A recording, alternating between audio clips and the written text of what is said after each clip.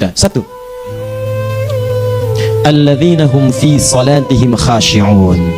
Syarat pertama, kalau ingin mendapatkan surga Firdaus tadi dan kebahagiaannya diturunkan ke bumi, dibawa sampai mati, masuk ke alam kubur lebih bahagia lagi, maka amalan pertama untuk melatih menguatkan iman itu, coba berlatih untuk menunaikan sholat dengan khusyuk.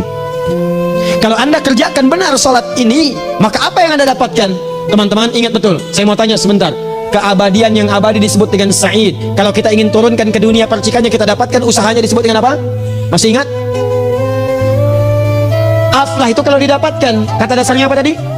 Falahun. Lihat baik-baik, kata Allah dalam Al-Quran tadi, kalau ingin mendapatkan falahun, amalan pertama sholat. Makanya ketika dipanggil sholat, kalimat falah dilekatkan pada panggilan sholat. 5 kali diingatkan. Begitu muadzin kemudian azan memanggil anda, hayya 'alas shalah, anda bertanya, ya Allah kenapa kami mesti sholat? Dijawab, hayya 'alal falah. Yuk, pagi yuk, yang sejati datang sini. Belum dapat sujud, belum dapat ruku, saya berikan. Makanya ketika orang sholatnya benar, dia akan mendapatkan 5 keutamaan. Saat di dunia nih, belum ke akhirat, 5 keutamaan yang tidak diberikan pada orang yang tidak sholat, atau orang sholat tapi sholatnya nggak khusyuk. Sebab syarat mendapatkannya khusyuk, alladzina hum fi sholatihim khasyi'un. Bukan alladzina hum fi sholatihim saja, tapi ada kalimat khasyi'un. Artinya yang tidak khusyuk saja nggak akan dapat, apalagi yang nggak sholat. Apa yang 5 ini? Lihat baik-baik. 1, orang yang sholatnya benar, pertama kali sebelum mendapatkan kebahagiaan hakiki dari Allah Subhanahu wa Ta'ala, akan dirubah dulu perilaku hidupnya menjadi perilaku yang lebih baik. Kalau orang itu sholatnya benar, maka sholat itu akan melatih dia untuk berubah, bertransformasi jadi orang baik. Itu ada di Quran surah ke-29 ayat ke-45. Innas sholata tanha 'anil fahsya'i wal munkar. Sumber keburukan cuma 2, kalau bukan fahsya itu munkar. Maaf, pornografi, porno aksi, LGBT, kata-kata jorok, kotor itu fahsya. Di orang sholat kata Allah, mustahil berkata-kata kotor. Orang sholat tidak akan pernah mencela. Orang sholat tidak punya kata-kata jorok. Jadi kalau ada sekarang orang yang sholat senang mencela orang lain, itu berarti ada masalah dalam sholatnya, dan dia belum dijamin sebagai ahli surga terbaik, dan hidupnya nggak bahagia. Nggak bahagia. Aneh nih, sholat tapi senang celah orang. Aneh. Aneh. Yang paling bahaya adalah menikmati celahannya. Itu yang paling aneh. Anda ngaji, Anda ikut taklim, taklimnya sesuai Quran, taklimnya petunjuk sunnah. Anda sholat, anda puasa, tapi Anda masih senang mencela orang lain dan menikmati celahan itu. Kalau nggak mencela, kayaknya nggak komplit kehidupan. Maka ada yang salah dengan ibadah Anda. Ada yang keliru. Karena mustahil taat bertemu dengan maksiat. Itu mustahil. Mungkar, keburukan yang diingkari oleh hati, sumbernya nafsu perut dengan akal. Bohong, mencuri, menipu, membunuh, merampok, membegal, mabuk dan sebagainya, itu namanya mungkar. Orang sholat gak mungkin mengerjakan mungkar. Jadi kalau sholat kita benar, cukuplah Anda sholat, maka Anda akan jadi orang baik. Makanya kata Nabi, Anda punya anak dari kecil ajarin sholat. Sholat kalau naik jadi balik, kerjakan terus. Kasih pelajaran membuat dia mengerti. Kalau masih susah, berikan pelajaran. Ini sering diterjemahkan dengan memukul. Mukul di Arab beda dengan konteks mukul sekarang. Mukul di Arab tuh ngasih pelajaran supaya ngerti. Anda bisa terjemahkan dengan konteks lain. Uang jajannya tahan, yang kesukaannya simpan dulu. Bisa dengan konteks kekinian. Tapi poinnya, kenapa anak Anda dari kecil ajarin sholat, sampai kenalkan dengan masjid, ajari 3 tahun bawa ke masjid, kenalkan dengan masjid. Gak ada masalah lari-lari itu sebelum waktu sholat. Kenalkan dulu. Dulu orang-orang tuh begitu, sebelum waktunya dikenalkan jalan. Begitu lari, biarin dulu. Setelah itu diberi pengertian. Nah, ini bukan tempat berlari. Yang berlari di sana nanti, yang di sini nanti akan ada orang-orang baik semuanya. Terus anda lihat berbaris, baris rapi. Kalau pengen baik, ikutan baris nanti. Terus nanti ada yang mimpin di depan, namanya imam. Imam itu siapa ya? Tetangga kita bukan yang Pak Imam, bukan. Bukan. Nah, kalau tetangga kita namanya Imam S. Arifin. Kalau yang ini imam sholat namanya. Imam sholat itu nanti akan pimpin menyembah Allah. Allah siapa ya? Allah itulah yang memberikan ayah rizki. Allah itu yang memberikan ayah rizki sehingga bisa beli tobot buat kakak, beli robokar poli, ini yang poli, ini yang embers, ini yang heli, ini beli kakak semuanya tuh. Yang kasih Allah. Nanti kalau kakak bagus bisa ikut rapi di sini, Allah akan senang, akan ditambah lagi oleh Allah. Oh begitu ya, datang begitu caranya. Ini bukannya waktu sholat belum dikenali tadi bawanya main-main di masjid. Bahkan ada yang agak repot lagi, di rumahnya susah diatur, dibilang kamu ini susah diatur, main sana ke masjid. Disuruh main, ya main di masjid. Yang salah bukan anaknya, orang tuanya. Apa rahasianya anak itu disuruh ke masjid, suruh sholat? Rahasianya, begitu anak itu sholat dengan baik, maka dia akan tumbuh jadi anak baik di kemudian hari. Itu maksudnya. Nah, sekarang saya agak bingung ini, pendidikan TK sekarang salah sih? Enggak, cuma saya agak bingung mikirnya. Ini anak belum diajarin sholat, tapi diajarin manasik. Itu bagaimana cara berpikirnya Ferguson? Agak repot saya mikirnya tuh ya. Walaupun salah sih enggak, cuma saya bingung gitu, kenapa nggak dikerjakan tahap yang pertama dulu? Tangga itu kan berurutan, nggak bisa Anda lompat langsung ke 5, kan 1, 2 belum terlewati. Jelas ya? Nah, ini gambarannya sholat nih. 1 pasti baik. Ini kalau sekarang sholat lisan belum baik, mata belum baik sampai ke kaki, berarti ada yang salah sholatnya tuh. Ada yang nggak tepat, tangan sembarangan, snack orang ngambil. Terus sendal orang, mau wudhu nggak ada sendal, pakai sendal orang. Udah bilang belum? Kehujanan pakai payung orang, udah bilang belum? Ya kan gampang Ustaz, ini kan juga mungkin diikhlaskan karena Allah. Ya ikhlas, cuman pakainya belum minjam. Bagaimana kalau sedang pegang payung itu keluar, Anda meninggal? Nah, coba mikirin ke situ. Coba ke kantor, kalau didorong proyek yang gak jelas, minta tanda tangan, pikir dulu bagaimana kalau meninggal. Kemarin saya sama teman-teman artis, saya katakan begini, Anda ya, kalau Anda mengaji dengan saya, jangan pernah menerima peran maksiat. Walaupun itu sekedar adegan, tapi itu maksiat. Kalau bayangkan ketika Anda memerankan itu, Anda diwafatkan oleh Allah Subhanahu Wa Taala. Maka demi Allah saya katakan, tidak ada faedahnya Anda ngaji sekarang, ngaji besok, ketika Anda menerima peran itu, Anda wafat dalam keadaan bermaksiat di hadapan Allah Subhanahu Wa Taala. Maka saya pun katakan pada Anda, ayo belajar yang betul, pahami, bangun sholat, belajar, dalami seperti orang tua kita dulu. Tinggalkan nyontek, budaya yang nggak jelas. Rasakan ketika nyontek Anda wafat, apa yang Anda dapatkan? Di Libya itu kalau nyontek, di Libya ya, di sekolah di Libya nih, itu kalau nyontek di Libya aja dulu, dan rekornya 100% ketahuan. Begitu sudah selesai, cuma jeda 2 jam, langsung ada panggilan, si fulan silahkan datang ke kantor. Apa yang disediakan di kantor sudah siap. Anda diberi waktu 2 jam dari sekarang, siapkan beres-beres koper Anda. Di sini tertulis Anda akan pulang, tiketnya sudah lengkap, dikawal 2 orang, dituliskan di situ anak ini nyontek gak boleh kembali ke sini. Itu dia. Gak ada, zero tolerance bagi yang seperti itu, keluar. Kami gak terima di sini. Harus begitu. Gak ada faedahnya. Yang kita butuhkan amalan dari ilmu, bukan nilai-nilai itu sementara. Gak ada. Sudah. Nah ini akhirnya begini kualitasnya nih. Tertulis di ijazahnya bagus, cum laude, IPK-nya 4, tapi nggak ada aplikasinya. Yang pintar banyak, kita butuh yang baik, pintar yang baik. Sekarang yang pintar banyak, kepintarannya dipakai untuk nipu orang. Itu yang bahaya. Ahli hukum banyak yang dihukum. Ahli ekonomi tidak bisa mengangkat perekonomian. Apa yang salah? Apa yang salah? Ini yang jadi persoalan. Tapi dasar manusia begitu di sidang mulai pakai peci, pakai baju koko, pakai tasbih, dan pakai kerudung. Luar biasa. Nih 2, orang kalau sholatnya benar, Allah akan berikan ketenangan dalam jiwanya. Tenang hati. Jangankan musibah kecil, musibah paling besar pun tenang aja dia. Tenang, dia paham rumusnya. Allahu Akbar. Turun Quran surah ke-13 ayat ke-28. Ala bidzikrillahi tatmainnul. Yakinkan pada dirimu, zikir kepada Allah membuat hati tenang. Di antara turunan zikir amalannya adalah sholat. Dari mana tahunya? Quran surah ke-20 ayat ke-14. Innani anallahu la ilaha illa ana fa'budni wa aqimis salata li dzikri. Saya Allah, kata Allah ke Nabi Musa. Tidak ada Tuhan selain saya, sembah saya. Bagaimana menyembahmu ya Allah? Tunaikan salat sebagai zikir kepada saya, zikir. Nah, maka kalau Anda sedang tidak tenang, ayo ke masjid. Banyak zikir itu, baca Quran zikir. Quran surah 15 ayat 9. Inna nahnu nazzalna dzikra. Kami turunkan Al-Quran sebagai zikir. Jadi kalau Anda sedang baca Al-Quran, Anda sedang berzikir. Ibu kalau sedang nggak tenang, Bu, gelisah, nggak enak, nggak usah mengeluh, apalagi bikin status gak karuan. Ibu wudhu, ambil mushaf baca. Begitu sedang baca ada ketenangan dalam jiwa. Berdoa, zikir. Kalau sedang nggak tenang, besok ada proyek, doa dulu. Doa itu memberikan ketenangan. Makanya doa disebut dengan zikir. Quran surah ke-7 ayat 205. Wadhkur rabbaka fi nafsika tadarruan wa khifatan wa dunal jahri minal qaul. Ayo berzikir, minta kepada Allah dengan segenap jiwamu, mohon dengan penuh ketawaduan. Nanti ketenangan diberikan. Menghafal Quran, baca itu zikir. Quran surah ke-54 ayat 17, 22, 32, 40. Walaqad yassarnal Qur'ana lidzikri fahal min mudzakir. Menyebut nama Allah, Al-Asmaul Husna itu zikir. Sedang ada persoalan, ya Allah, ya Allah, ya Allah, ya Rahman, ya Rahim, ya Malik, ya Qudus, ya Allah, ya Allah, ya Allah, ya Allah. Zikir. Dalilnya Quran surah kedua ayat 152. Fadhkuruni adzkurkum. Sebut namaku, zikir, aku pun akan mengingatmu. Gimana menyebutnya? Ditafsir di Quran surah 17. Ayat keberapa? 110. Qulid Allah awid Rahman ayyamma tad'u falahul asmaul husna. Sebut nama Allah. Itu menenteramkan pada jiwa. Sedangkan sholat gabungan dari semua zikir tadi. Bukankah dalam sholat Anda baca Al-Quran? Bukankah dalam sholat Anda menghafal Al-Quran? Bukankah dalam sholat Anda berdoa? Bukankah dalam sholat Anda istighfar? Anda mohon digabungkan semua itu. Amalan sholat menggabungkan semua jenis zikir. Masa Anda nggak tenang juga? Makanya sholat, jangankan sholat ya, tempat sholat itu yang menenangkan. Tempat sholat, tempat paling tenang di muka bumi. Kalau nggak percaya silahkan ya, Anda sebelum masuk ke Istiqomah ini, begitu Anda masuk kan perasaannya beda kan, lain. Silahkan cek, kalau cari ketenangan datang ke masjid, masuk, wudhu masuk, sholat 2 rakaat tenang, dekat kipas angin, saking tenangnya plak ngantuk tidur, beneran enak.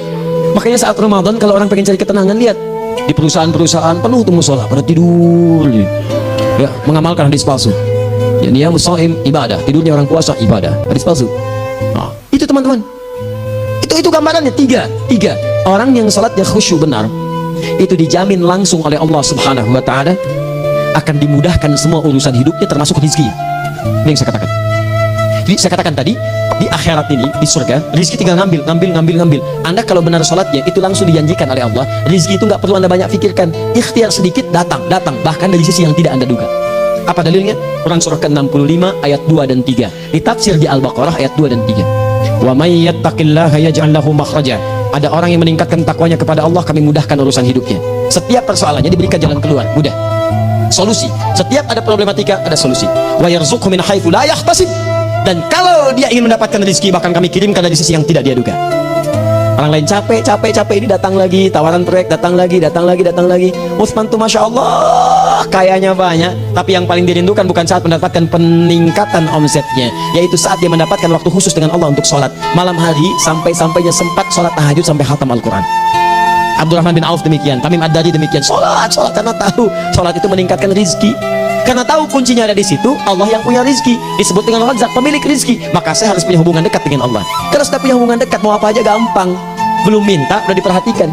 Silahkan cek, Anda punya hubungan baik dengan bos Anda di kantor. Sebelum Anda minta, beliau udah pikirin tuh, telepon bendahara, dia udah ngambil belum hajinya? Belum Pak, tambahkan bonus sekian. Kenapa? Karena dia mengawasi Anda. Allah maha tahu dibandingkan dengan bos Anda. Mendekat kepada Allah, semua diperhatikan oleh Allah. Siapa orang takwa itu? Kalimat takwa pertama di Al-Quran Al-Baqarah ayat 2, amalannya ayat 3. Dzalikal kitabu la raiba fihi hudal lil. Siapa mutakin itu? Ayat 3-nya. Alladzina yu'minuna bil ghaib wa yuqimunas shalah. Gampang. Kalau pengen mudah hidupnya gampang, biaya nggak mahal, tenaga nggak banyak, tingkatkan takwa nih. Jadi kalau hidup Anda masih susah, di kantor champion, di rumah tangga bermasalah terus, atau sebaliknya, maka boleh jadi kalau gelar Anda tinggi, harta Anda banyak, tapi selalu punya masalah, bukan Anda kurang hebat, bukan Anda kurang kedudukan, bukan Anda kurang kaya, Anda kurang takwa. Dan yang paling dahsyat, mungkin sholat Anda belum berkualitas. 4. Orang yang sholatnya benar, khusyuk dia, bahkan saat sholat itu kalau dia minta, maka seketika doanya akan dikabulkan tanpa diskusi, langsung seketika. Contoh Quran surah ketiga ayat 38-39. Demi Allah saya katakan, Nabi Zakaria punya masalahnya pelik, sudah berumah tangga, istrinya divonis monofos, maaf bahkan mandul, gak mungkin punya keturunan. Maka apa yang beliau kerjakan? Secara singkat beliau sholat. Begitu sholat minta kepada Allah. Hunalika da'a Zakaria rabbah. Di mihrab itu beliau bermohon kepada Allah, bermohonnya sambil sholat. Qala rabbi habli min ladunka dzurriyyatan thayyibah innaka sami'ud du'a. Ya Allah, mereka katakan saya nggak mungkin punya keturunan. Sekarang saya ingin katakan, ya Allah, saya hanya minta darimu saja, saya nggak akan dengarkan mereka. Ya Allah, mohon Engkau maha mendengar, ya Allah, maha mendengar doa saya. Kalau kepada yang maha mendengar aja nggak mengabulkan, kepada siapa lagi saya mesti minta? Apa yang terjadi? Fanadatul malaikat wa huwa qa'imun yusalli fil mihrab. Turun malaikat mengabarkan sedangkan beliau masih sholat, belum selesai dalam sholatnya. Sholat khusyuk itu belum selesai sholat aja dikabulkan, doa sudah turun. Sholatnya belum selesai, doa sudah dikabulkan. Annallahu yubashshiruka bi Yahya. Allah kasih kabar gembira, doa kamu didengar, dikabulkan, kamu akan punya anak, namanya langsung dari Allah Yahya. Artinya hidup yang mustahil menurut manusia, lahir seorang dari rahim perempuan yang menopus dan mandul, bayi yang hidup, kata Allah nggak ada yang mustahil bagiku, jadi dan jadi dia. Berita baiknya, Nabi Zakaria sholat dikabulkan. Umat Nabi Muhammad sebelum sholat sudah ditunggu oleh Allah, mau minta apa aku kabulkan sekarang. Hadisnya qudsi, saya bacakan.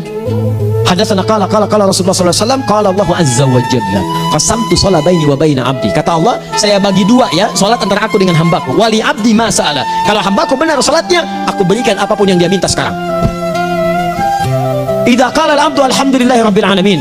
Bagian pertama, kalau hamba benar dibaca Al-Fatihahnya dari alhamdulillahi rabbil alamin, kalau Allah azza wa jalla dijawab oleh Allah, hamadani abdi, hambaku sedang memujiku. Wa idza qala ar-rahmanir rahim, jika hambaku berkata ar-rahmanir rahim, kalau Allah azza wa jalla asna alayya abdi, hambaku sedang menyanjungku. Wa idza qala maliki yaumiddin, kalau Allah azza wa jalla majjadani abdi, kalau hambaku mengatakan maliki yaumiddin, kata Allah hambaku sedang mengagungkanku. Perhatikan sekarang. Wa idza qala al-'abdu iyyaka na'budu wa iyyaka nasta'in, jika hambaku berkata sekarang, ya Allah, kami sekarang ibadah salat menyembahmu, Dan kami sekarang sedang punya masalah, kami hanya minta tolong kepadamu ya Rabb. Apa jawabannya? Beda dengan sebelumnya. Kata Allah, hadza baini wa baina abdi. Inilah perjanjian antara aku dengan hambaku. Wali abdi, kalau hambaku benar khusyuk salatnya sampai detik ini, baru sampai Al-Fatihah itu pun belum tuntas. Baru sampai Al-Fatihah itu pun belum tuntas. Kalau benar bacaannya betul salatnya dari takbir sampai dengan selesainya, sampai ayat itu, iyyaka na'budu wa iyyaka nasta'in, kata Allah, masalah apapun yang dia minta sekarang aku akan kabulkan. Besok saya kasih rahasia. Yuk, yang di KBP ada awal pembuka di awal sebelum Al-Fatihah yang kalau anda benar bacanya itu pengantar kepada pengambulan doa di Al-Fatihah. Apa itu? Besok. 5. Yang kelima ini yang paling diharapkan, dan ini penutup dalam kajian kita malam ini. Teman-teman sekalian, perhatikan baik-baik. Jika anda benar mengerjakannya, maka Allah akan jamin langsung anda akan mendapatkan kesuksesan dan kebahagiaan di semua aktivitas anda. Kalau jadi suami, suami yang sukses, rumah tangga yang bahagia. Kalau jadi pegawai, pegawai yang sukses, dan di kantor bahagia. Masih ingat?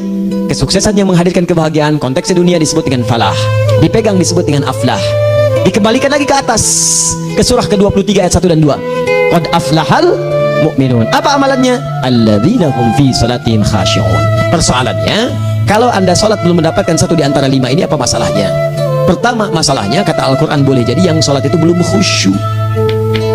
Apa itu khusyuk? 2 maknanya, dan saya tutup di sini. Apa yang 2 itu? 1, kebanyakan orang sholat masih membawa dunia dalam sholatnya. Makanya kalau pengen khusyuk kata Allah, maka anda rasakan akan bertemu Allah. Rumusnya Quran surah kedua ayat 45 sampai 46.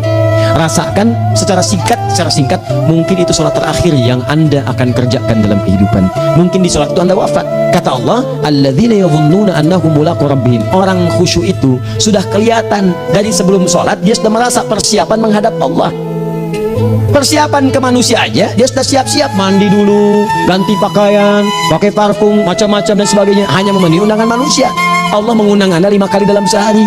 Ya maaf, mengabulkan doa anda, mencukupkan kebutuhan, menyembuhkan kalau sakit, disiapkan anda. Harusnya apa? Penampilan sempurna. Kata Quran, orang khusyuk itu kelihatan sebelum sholat, pakaiannya kelihatan. Quran surah 7 ayat 31, ya bani Adam khudzu zinatakum inda kulli masjid. Ya anak cucu Adam, kalau tiba panggilan dari masjid, kenakan pakaian terbaikmu. Di anak cucu Adam tuh kelihatan.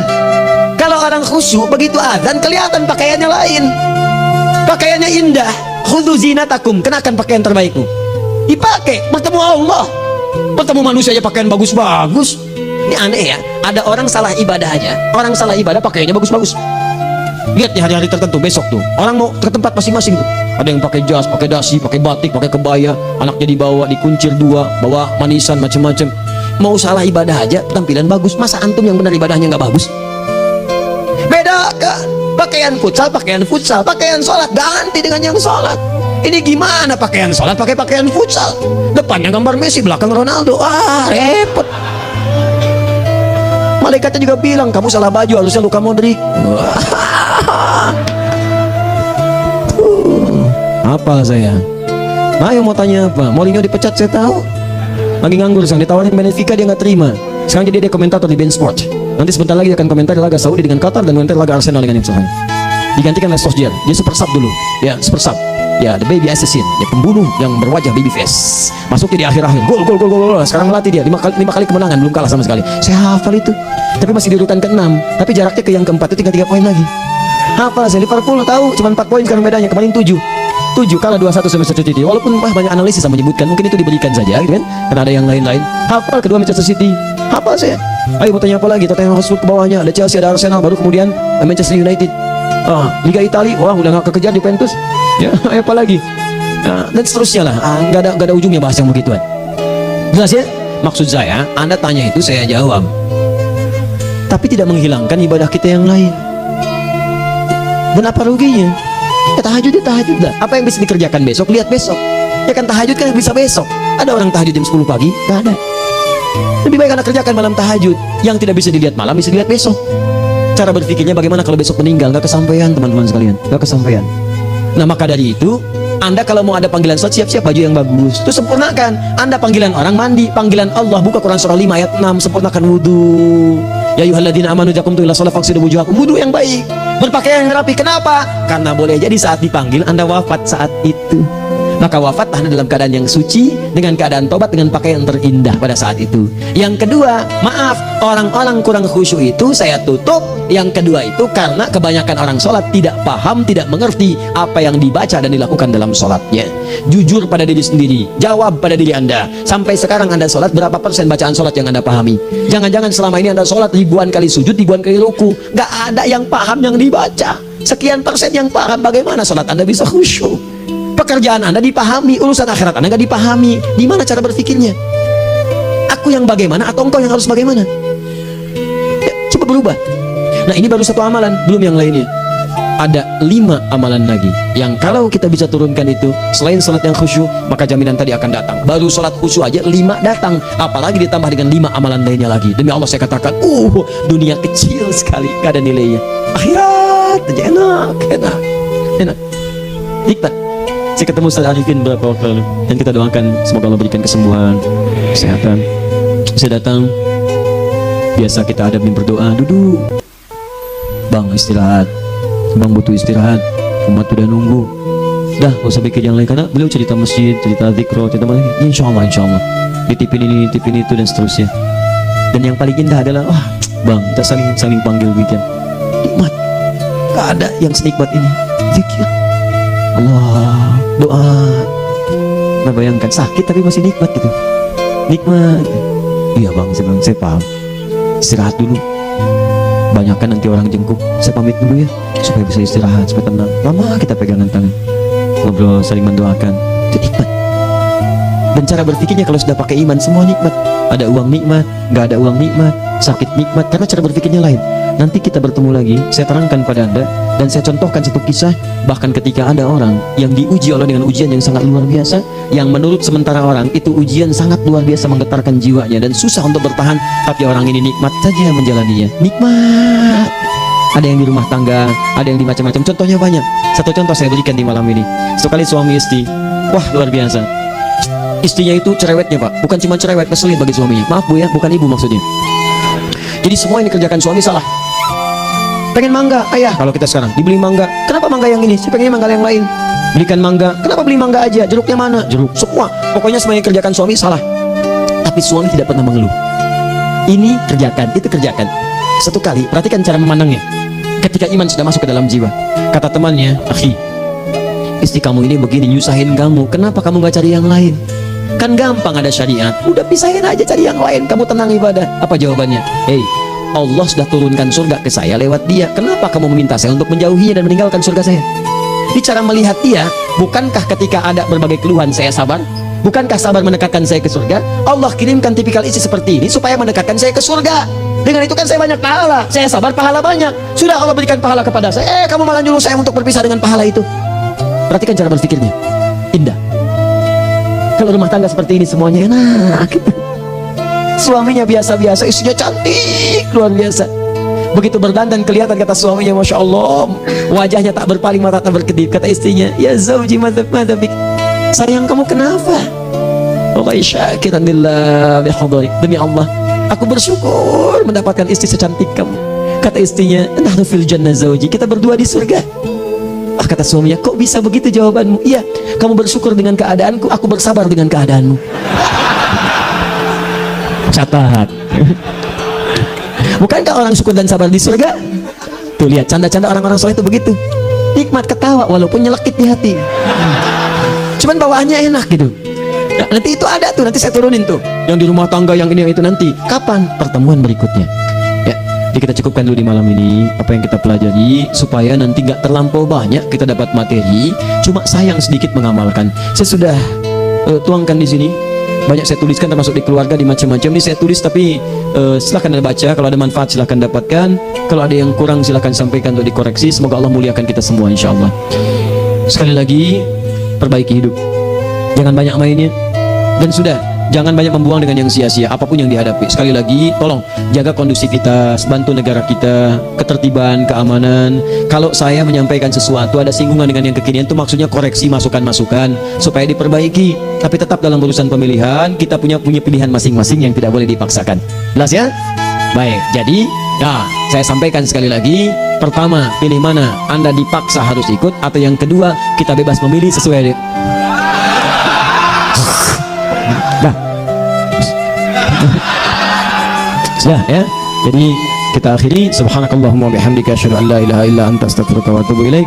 Wa akhiru da'wan alhamdulillahirabbil alamin. Berjumpa besok sesi terakhir fikih ikhtilaf di Masjid Ar-Rahman Kota Baru Parahyangan. Assalamualaikum warahmatullahi wabarakatuh.